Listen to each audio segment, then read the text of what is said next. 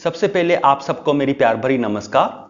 आज हम बताएंगे कि चुआंग सू ने क्या कहा। ओशो जी क्या कहते हैं कि चुआंग सू हमें क्या करने को कहते हैं एनलाइटनमेंट को पाने के लिए, मोक्ष को पाने के लिए। तो सबसे पहला पॉइंट है, चुआंग सू कहते हैं कि जब भी हम सांस लेते हैं तो क्या हम सांस लेते हैं या कुछ और होता है। अगर हम ये सोचें कि हमने अपनी सांस खुद लेनी है तो क्या हम ठीक से कभी सांस ले पाएंगे?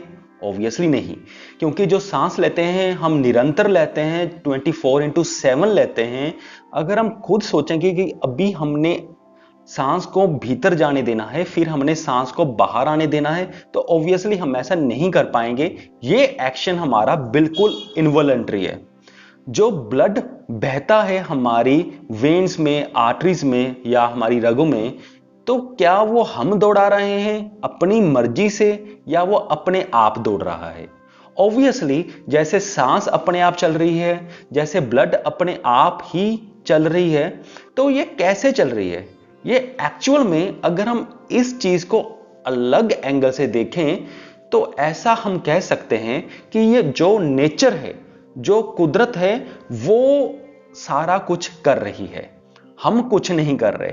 हमारी सांसें भी या हम ऐसा कह दें कि नेचर ही हमारे थ्रू सांस ले रहा है, नेचर ही हमारे थ्रू जो ब्लड सर्कुलेशन है वो कर रहा है।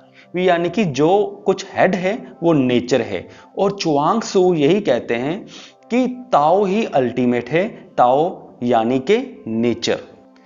तो अब पॉइंट दूसरे पर आते हैं कि जब भी हम प्यार का अनुभव करते हैं, जब भी हम प्यार का अनुभव करते हैं या किसी इमोशंस का अनुभव करते हैं, तो क्या उस वक्त हम होते हैं?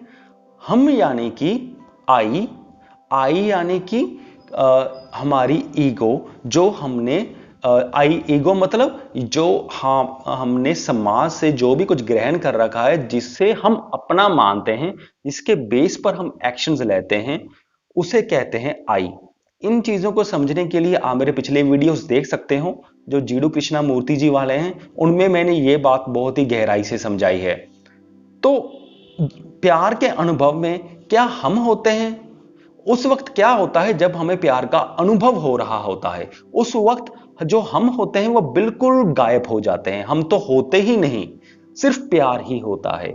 हम ये भूल जाते हैं कि हम कौन हैं, हम क्या, हमारी क्या विचारधारा है, हमारी आइडियोलॉजीज क्या है, हम सब कुछ भूल जाते हैं, लेकिन सिर्फ प्यार ही रह जाता है। तो जब ऐसे अनुभवों को हम ठीक से समझते हैं, गहराई से समझते हैं, तो तब हमें पता चलने लगता है कि जो आई है वो यूजलेस थिंग है।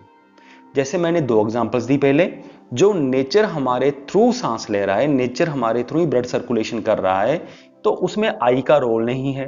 और प्यार जैसे मीठे अनुभव में भी आई का यानी कि मैं का रोल नहीं है। और जो इन बातों की गहराई को समझ आता है वो ये भी समझ आता है कि जो आई है, जो मैं हूं, ये एक यूजलेस थिंग है। तो इस पे मुझे ज्यादा फोकस करने की जरूरत ही नहीं है। तो ये सारी बातें चुआंग सू समझाते हैं। और एक नेक्स्ट पॉइंट और है, वो नेक्स्ट पॉइंट ये है कि हम जो भी कुछ करते हैं, हमारे एक्शंस के पीछे एक कंसर्न होता है, एक चीज होती है, एक मोटिव होता है जिसके लिए हम हमारे सारे एक्शंस बेस्ड होते हैं। तो हम कोई भी चीज बिना कंसर्न के करते ही नहीं हैं। और चुआंग सू कहते हैं कि यही हमारी गलती है, ओशो जी भी कहते हैं कि यही हमारी गलती है। तो यहां पर एक मैं एग्जांपल आपको बताता हूं। जैसे कि एक सर्जन है, वो सर्जन जब ऑपरेट कर रहा होता है, कोई भी रैंडम पेशेंट है, तो वो बहुत अच्छे से ऑपरेट करेगा। पर अगर उसकी पत्नी का ही ऑपरेशन करना हो, उसके पति ने यानी कि उसी सर्जन ने, तब वो अपनी पत्नी का ऑपरेट नहीं कर पाएगा, तब उससे कोई किसी और सर्जन की जरूरत पड़ेगी। क्योंकि अगर वो आप करेगा तो उसके हाथ कांपने लगेंगे, उससे हो नहीं पाएगा। तो इसलिए जो सर्जन होते हैं वो किसी और सर्जन की हेल्प लेते हैं जब उनकी पत्नी का ऑपरेशन होना होता है।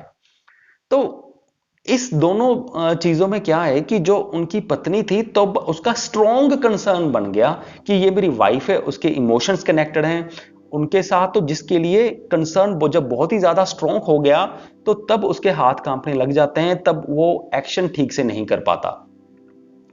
और दूसरी ओर जब कोई रैंडम पेशेंट था तो तब ऐसा स्ट्रॉन्ग कंसर्न नहीं था, तो इसलिए वहां पे ऐसा कुछ नहीं था, यानी कि उसका कोई नाता ही नहीं था रैंडम पेशेंट के साथ, कोई भी पेशेंट के साथ, तो इसलिए वो ऑपरेशन सही कर पाते हैं। तो यहां पे चुआंग यही कहते हैं कि अगर हमारे ये स्ट्रॉन्ग कंसर्न ना हो, अगर हम नेचुरली एक्ट करें, जैसा कुदरत हमसे एक्ट करवाना चाहती है वैसा ही एक्ट करने दे, कुदरत को ही एक्ट करने दे हमारे थ्रू, तो तब हमारे दिमाग में ना कोई तनाव रहेगा, ना कोई टेंशन रहेगी, हम सारे काम ठीक से कर पाएंगे, एक खुशी वाला जीवन व्यतीत कर पाएंगे, ऐसा चुआंग कहते हैं।